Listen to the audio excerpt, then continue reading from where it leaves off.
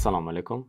Bugun biz sizlar bilan kiberxavfsizlik darslari turkumidan kiberxavfsizlik vazifalari haqida gaplashamiz. Albatta, kiberxavfsizlik vazifalari juda ko'pdir. Shuning uchun biz bu mavzuni ikkiga bo'lib o'tamiz. Bugun birinchi qismida biz sizlar bilan network security, application security va information security haqida gaplashamiz. Shu uchta qismda kiberxavfsizlik mutaxassisi aynan nima ishlar bilan shug'ullanishi haqida gaplashib o'tamiz. Vazifalari nimadan iboratligi va himoyani qanday darajada amalga oshirish kerakligi haqida gaplashishga harakat qilamiz. Birinchi o'rinda biz sizlar bilan network security haqida gaplashsak. Network security bu tarmoq xavfsizligi. Albatta, kiberxavfsizlik yo'nalishida ishlovchi mutaxassisning eng asosiy ish joyi bu albatta tarmoqdir. Biror bir tashkilot o'zining ichida qandaydir foydalanuvchilar uchun tarmoqni tashkil qiladigan bo'lsa, unda albatta kiberxavfsizlik yo'nalishida ishlovchi biror bir mutaxassisni ishga olish kerak bo'ladi. Tarmoqda foydalanuvchilarning himoyasi va shu himoyalangan foydalanuvchilar orasida ma'lumotlar almashinuvini himoyalovchi odam aynan kiberxavfsizlik mutaxassisi hisoblanadi. Ichki tarmoqqa ulanuvchi albatta har bir kompyuter tekshiruvdan o'tmog'i lozim bo'ladi. Kompyuterda qanday dasturlar o'rnatilgan, u dasturlar qanday amallarni amalga oshirayotgani har doim tekshirib turilishi lozim bo'ladi. Shuning uchun albatta har bir operatsion tizim uchun tarmoq xavfsizligini ta'minlash niyatida ma'lum bir dasturlar o'ylab topilgan. Birinchi o'rinda albatta firewall degan dasturni misol qilib keltirsak bo'ladi. Firewall bizda tashqi va ichki bog'lanishlarni, tarmoq va internet bog'lanishlari orasidagi ma'lumot almashinuvini boshqarishga yordam beradi. Yana bundan tashqari Active Directory degan tizim ham o'ylab topilgan. Active Directory bu bir tarmoqqa ulangan foydalanuvchilar ruxsatlarini boshqaruvchi katta tizim hisoblanadi. Kiberxavfsizlik yo'nalishida ishlovchi mutaxassis aynan shu narsalarni yaxshi bilishi kerak bo'ladi. Chunki ma'lumotlar almashinuvi foydalanuvchining tarmoqdagi ishini to'liq boshqara oladigan darajada bo'lishi kerak bo'ladi. Agar tarmoq ichida biror bir virus tarqaladigan bo'lsa, unda kiberxavfsizlik mutaxassisi albatta shu virusni tezda tuta olish qobiliyatiga ega bo'lishi kerak. Albatta, buning uchun har bir operatsion tizimda kerakli dasturlar oldindan o'ylab topilgan. Birinchi o'rinda albatta antivirus dasturlarini misol qilib keltirsa bo'ladi. Lekin tarmoq xavfsizligini ta'minlash borasida antiviruslarning o'rni juda kattadir. Agar biror bir foydalanuvchiga tashqi tarmoqdan, ya'ni internet tarmog'idan biror nojo'ya amallarni bajaruvchi dastur keladigan bo'lsa, xavfsizlikni ta'minlovchi odam bu narsani har doim to'g'ri payqab olib, kerakli vaqtda shu narsaga qarshi kurasha olishi kerak bo'ladi. Albatta, keyingi o'rinda kiberxavfsizlik yo'nalishida ishlovchi odam autentifikatsiya ishlarini ham amalga oshirishi kerak bo'ladi. Ya'ni operatsion tizimga kiruvchi har bir foydalanuvchi o'zining shaxsini har doim tasdiqlatishi kerak bo'ladi. Chunki tarmoq ichida qanday ma'lumotlar yurganini faqat shaxs tasdiqlangandagina bilishimiz mumkin. Keyingi o'rinda bizda application security turadi. Ya'ni tarmoqdagi himoyani ta'minlaganidan keyin tashkilot kompyuterlarida ishlovchi har bir dasturni, dasturiy ta'minotni to'liq boshqarishga o'tilishi kerak bo'ladi. Bu yerda albatta viruslar va ma'lumotlarni o'g'irlovchi dasturlarga qarshi kurash olib boriladi. Birinchi o'rinda albatta har doim gapiriladigan autentifikatsiya, ya'ni shaxsni tasdiqlovchi amallar bajariladi.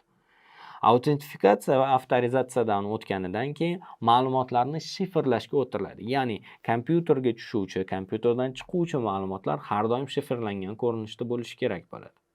Ya'ni agar misol uchun tarmoq ichida biror bir virus yurgan bo'lsa va u kompyuter ichidagi ma'lumotni faqat tarmoq orqali o'qimoqchi bo'lsa, ma'lumotlar shifrlangan ko'rinishda bo'lsa, unda bu virus hech qanday amallarni bajara olmaydi. Keyingi o'rinda albatta loglash turadi.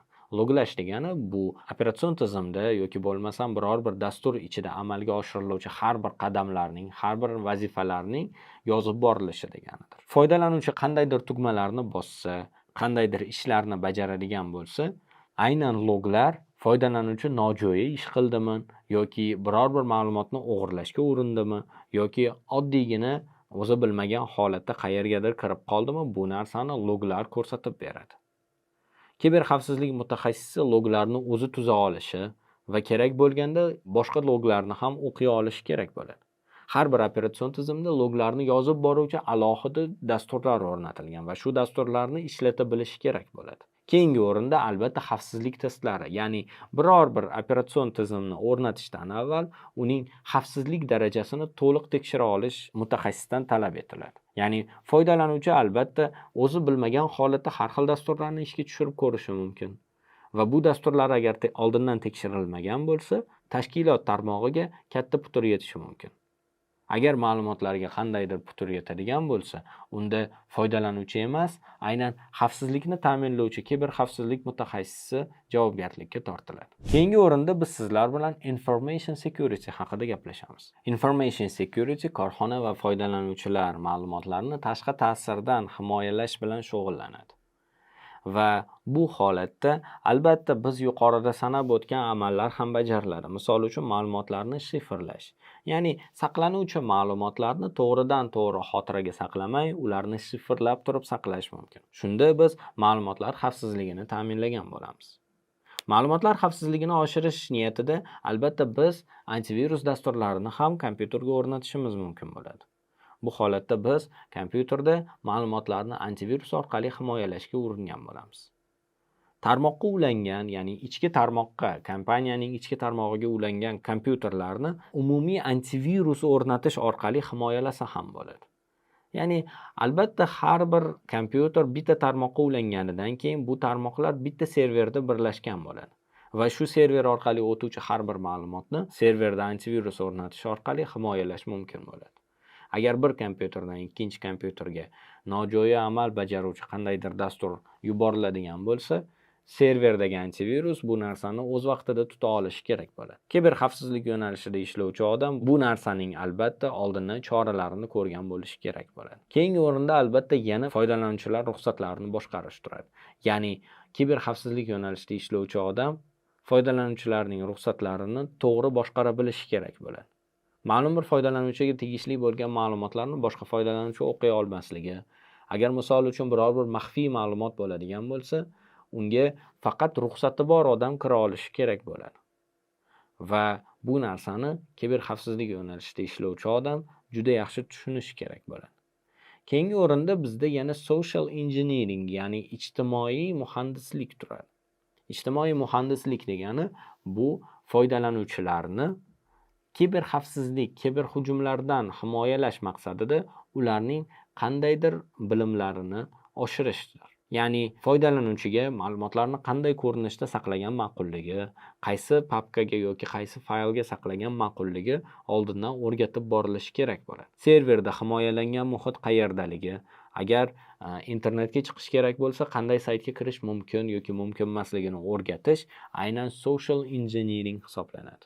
Katta kompaniyalarda kiberxavfsizlik mutaxassislari har doim foydalanuvchilarga treninglar o'tkazib borishadi.